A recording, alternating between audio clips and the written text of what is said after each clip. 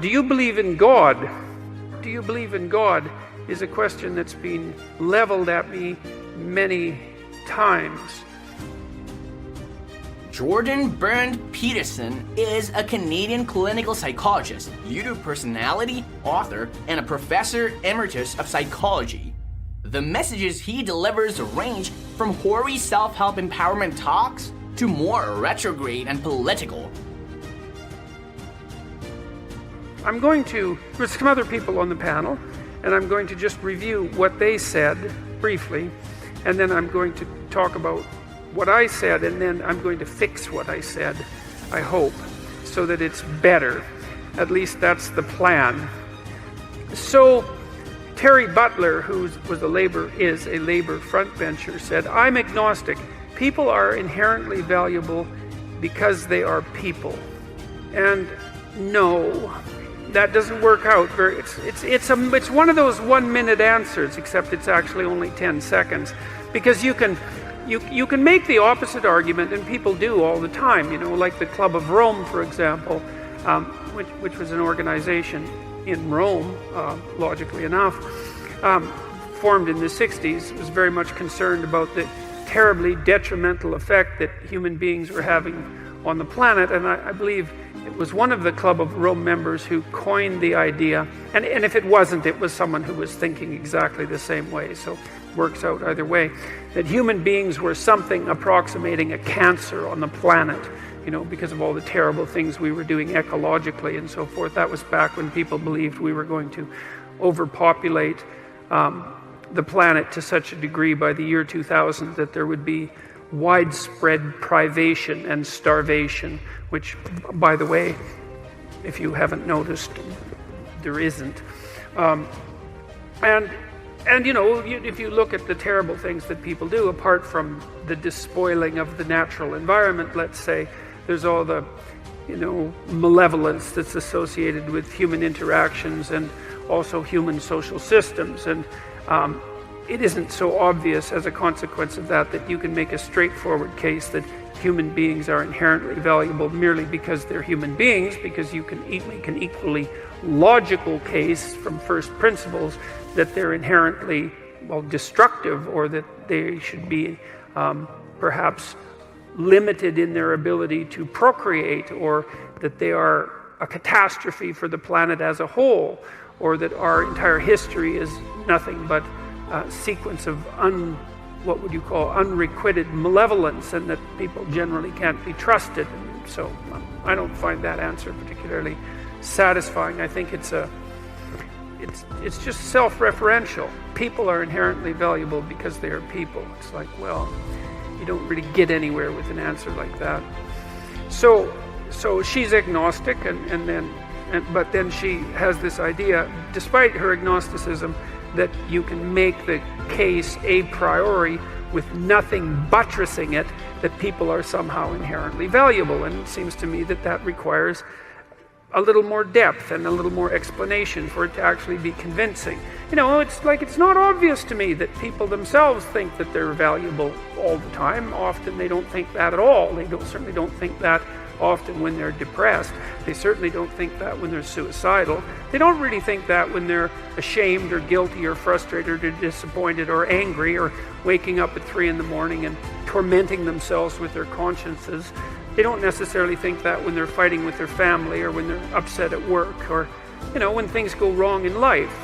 And so it's not so bloody obvious that people are inherently valuable.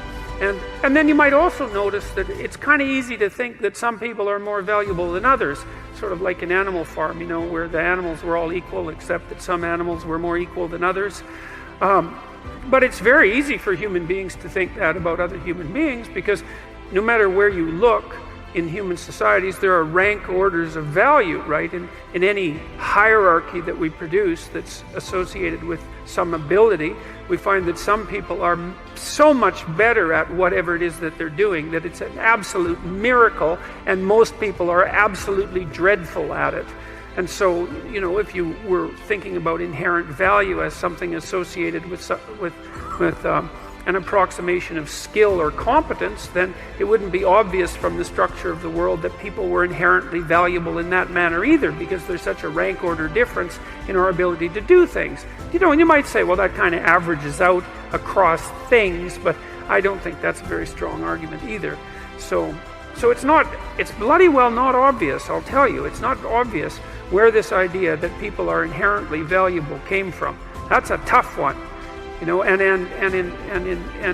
in aristocratic states or tyrannical states, it's certainly not obvious at all that there's any acceptance of the notion that people are inherently valuable. It's like there's no necessary presumption of innocence, for example, and you don't have any sovereign right to your own destiny, like you're not granted the rights, not granted because that's the wrong way of thinking about it, your rights as a sovereign individual who has the responsibility and the capability to determine the destiny of the state itself don't exist. That doesn't exist as a concept, and so I don't see that there's anything there that speaks of inherent value either. So it's by no means an obvious concept. In fact, I think it's one of the least obvious concepts that human beings have ever come up with, that each of us in some strange manner is to be attributed some divine spark, let's say, that makes us equal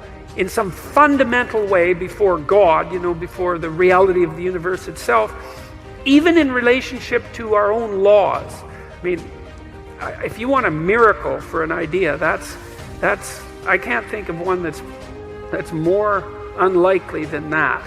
So I've been puzzling over that for a very long time, because I cannot understand why in the world that idea ever came to be, or how in the world we ever agreed to act as if it was true.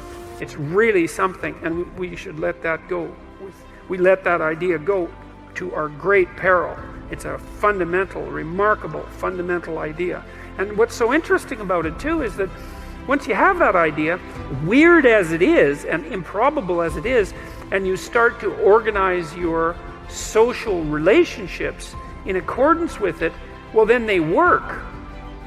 So my rule too is treat yourself as if you're someone responsible for helping, and it's sort of predicated on the idea that regardless of your inadequacies and your malevolence, which, I'm sure you have many inadequacies and no shortage of malevolence, just like everyone else. Regardless of that, you have a moral obligation, so that would be a responsibility, to assume that despite all evidence, that there's actually something of intrinsic worth about you, and that as a consequence, you're duty-bound to treat yourself like that is true.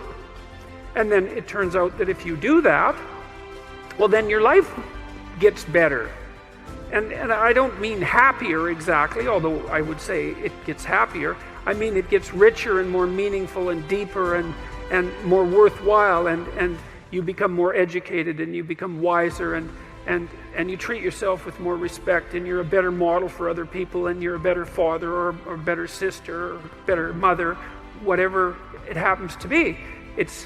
And you're less ridden by that guilt that gnaws at you, and shame that's there otherwise saying you're not what you could be, you're not what you could be. And that's a hell of a voice to get rid of, and it's certainly not one that's easy to ignore.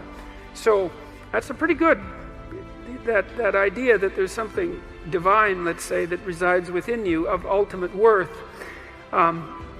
Even as a philosophical statement or a psychological statement rather than a metaphysical statement, it seems to be a precondition for establishing properly harmonious relationships with yourself. And that's worth thinking about a lot, that you have, because you could think that in some sense you just own yourself, because people do kind of make that claim, especially when they're trying to justify, for example, their right to suicide, that, it's your life, it's your body, you're yours to do what you will with. And if that was true, well, then it would seem to me that life would be a lot more straightforward, because you would just tell yourself things that you would instantly obey and believe. So first of all, you'd tell yourself all the things that you were going to do, and then you just run off and do them, which you don't, obviously, because it's much more difficult than that. And then you'd also say, well, enough of the guilt and the shame and the negative emotion and the disillusionment and the vengefulness and all those things that make life hard, especially the self-recrimination. It's like, what the hell do we need that for? And if we're our masters of our own destiny and owners of our own fate, then why can't we just command to ourselves that that be dispensed with? And like, that doesn't work. I've never seen anybody able to do that. So, I mean, you can fool yourself for very brief periods of time into thinking that that might work, but it doesn't work, and that's strange. And this is one of the reasons I love the psychoanalysts, because they were really the people, apart from the religious types, who figured out that whatever you are, you're not a unitary spirit that's under your own dominion. You know, you're something like a loose unity of a multiplicity of spirits, many of which are doing their own thing, which you're striving to bring into some form of unity. But even that unity isn't something that's under your control in any real sense. It's a unity that has its own nature that you have to exist in relationship to. And I would also say that that's one of the things that keeps people's feet firmly on the ground, because otherwise it's easy to become egotistical and narcissistic. You know, if you think that you're the center of your own being, you know, in some fundamental sense, then you're only beholden to yourself. You're sort of a self-created creature. Perhaps you could think about it that way. But it doesn't work like that. It's like the ideal that constitutes the unity that you might become then sort of manifests itself as something that you could strive toward but aren't. And it also serves as a judge. It's the thing that keeps you up at night saying, you know, there's some things you're just not attending to, and you should get at it, because life is short and there's no shortage of trouble that you might end up in, and a wise person would attend to the dictates of his conscience and lay out his actions in the world according to what he knows to be true and correct. And that is how people think. And it isn't obvious that why we think that way. This is part of the reason that it seems to me so obvious that we have a religious instinct, because I can't think of what else you would possibly call that other than a religious instinct. You know, Nietzsche, when he proclaimed the death of God, which by the way was no triumphant proclamation, because he also mentioned that we would never find enough water to wash away the blood, which was his what would you call it, prognostication for the 20th century, and a very accurate one at that. He believed that we would, in some sense, have to become as gods in ourselves in order to replace what we had lost. He thought that the collapse of the Judeo-Christian structure would be absolutely catastrophic for the West, and I believe that he was correct. And that the way out of that would be that we'd have to create our own values. We'd have to take the place of what was once, let's say, externalized and divine onto ourselves. And, you know, it's a hell of a theory. And it's not, and Nietzsche is not an easy person to criticize, because you have to do a lot of reading before you find someone who's 1/10 as smart as Nietzsche. He has this funny line about his books. It's really quite comical. He said, takes most writers a whole book to write what I can write in a sentence. Then he said, no, they can't even manage it in a book. And that's actually true. I mean, if you read Nietzsche, Beyond Good and Evil, for example, you see that his thought is so powerful that it's really a kind of miracle. What the psychoanalysts realized, though, this was particularly Jung's contribution, I would say, Carl Jung's contribution. He was a great student of Nietzsche, a real admirer of Nietzsche, and really someone who was trying to solve the problem that Nietzsche had put forward, which was, well, our underlying metaphysics, our religious structure had collapsed, and that was the story upon which our entire culture was based, for better or worse. It had collapsed.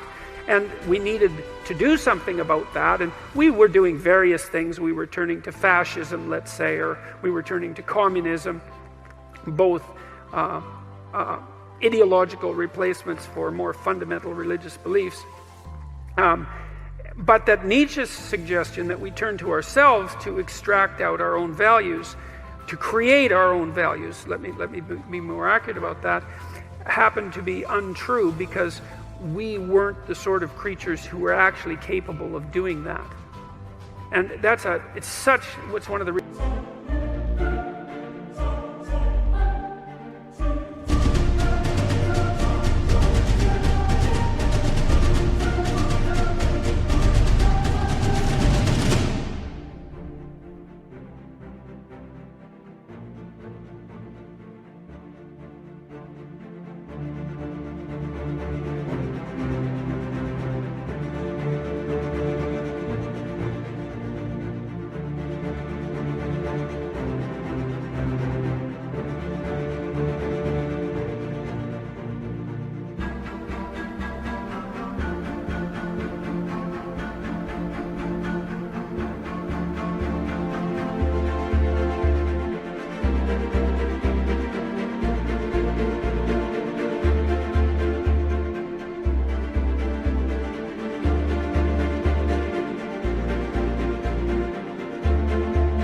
I love Jung and his biological take in some sense towards human beings, because Jung firmly believed, and I think all of the evidence supports him, believed that human beings actually had a nature, that we weren't merely social constructions, which we certainly aren't, despite what the social constructionists insist upon forcing us to think increasingly through legislative means, and that we had to wrestle with what it was that we were. Even though we're our own creatures in some sense, we also have to wrestle with our intrinsic nature. And we know about the nature part of that more and more. I mean, we know more about our neurocircuitry, for example. We know that there's a circuit for rage, and there's a circuit for fear, and there's a biological system for jealousy, and there's a system for altruism, and there's a circuit for play, and there's another one for pleasure, and there's a complex circuit for negative emotion, pain and anxiety and frustration and disappointment and guilt and shame. And we know that human beings share that motivational structure not only with all other human beings, but certainly with all mammals and almost all animals. And so that biological component of us is unbelievably deep, right? It's tens of millions, hundreds of millions, and even billions of years old. I read an interesting paper just the other day. I tend to talk about lobsters more than the average person, and one of the points I made in 12 Rules for Life was that our neurochemistry, at least some of it, is so similar. It's been conserved so completely throughout the immense duration of evolution, hundreds of millions of years, that lobsters, like human beings, appear to become the lobster equivalent of depressed if they suffer a hierarchy defeat, and that if you give them chemicals that are roughly analogous to human antidepressants, it perks them right back up, their posture improves, and they'll go off and fight. And when I first discovered that, it just blew me away. I never recovered from it. I thought,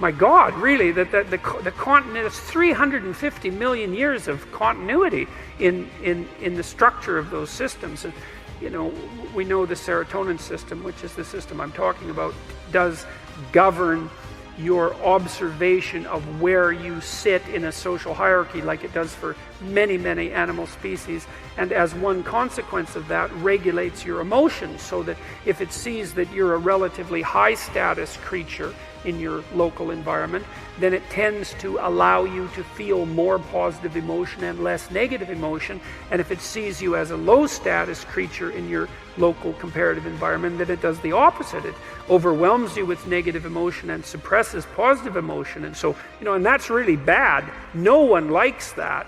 It's fundamentally, there's really nothing worse that can happen to you than that, to have those emotions adjusted in that manner, so that the incentive reward and the motivation and the positive emotion vanishes from your life. So there's nothing to be enthusiastic or excited.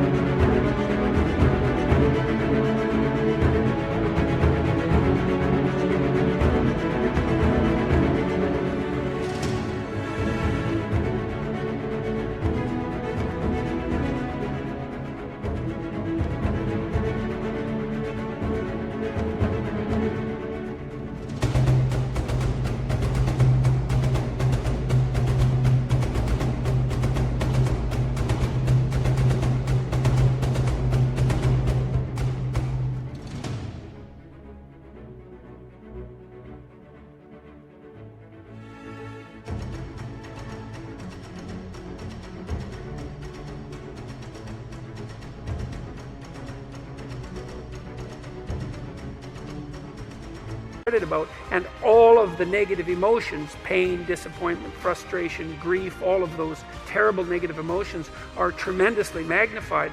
No one wants that. It's the last thing you want. Perhaps it's the last thing you want. And that's partly why people are very let's call it what would you say, they're willing to fight for their position in their status hierarchy, and even for the existence of the hierarchies themselves.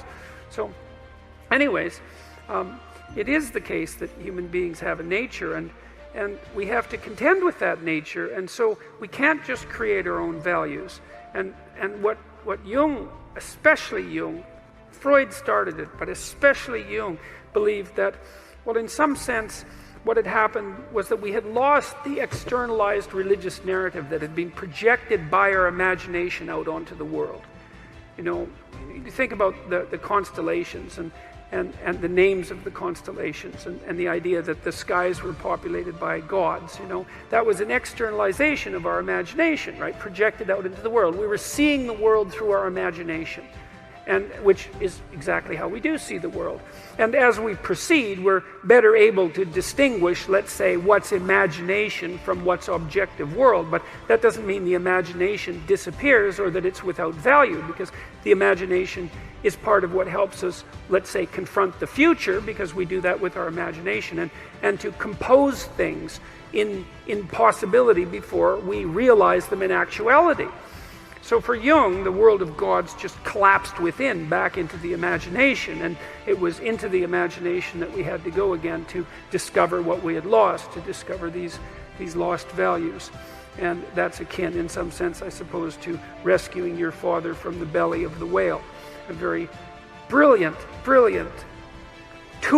intellectual tour de force to manage that supposition, especially back when he did it. And I think I see no evidence whatsoever that he was wrong, given, as I said, our radical inability to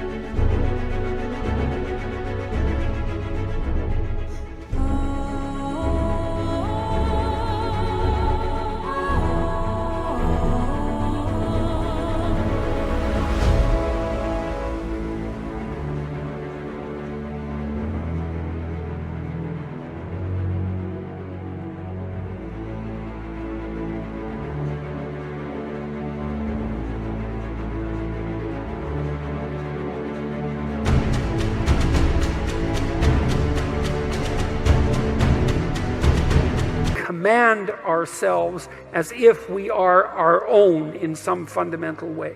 We seem subject to, we seem subject to intractable moral laws.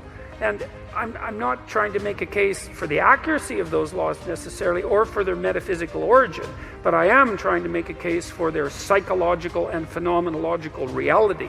You definitely experience them insofar as you suffer, let's say, from the pricks and arrows of your own conscience. And I doubt if there's a single person in this room who doesn't regularly suffer in that manner, and some of you suffer like that virtually all the time, which can also be a problem.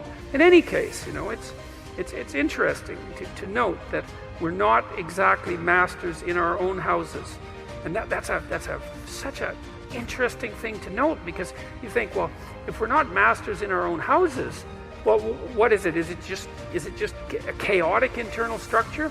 Is it merely the voice of nature and nature's various instinctual subsystems? That doesn't seem to be correct, because we do integrate them into something approximating a unity. There's more than just the basics of nature. We have language, we have communication, we have culture. We build up above nature something that's more than nature, but we're still beholden to it. The question is, well, what are we beholden to?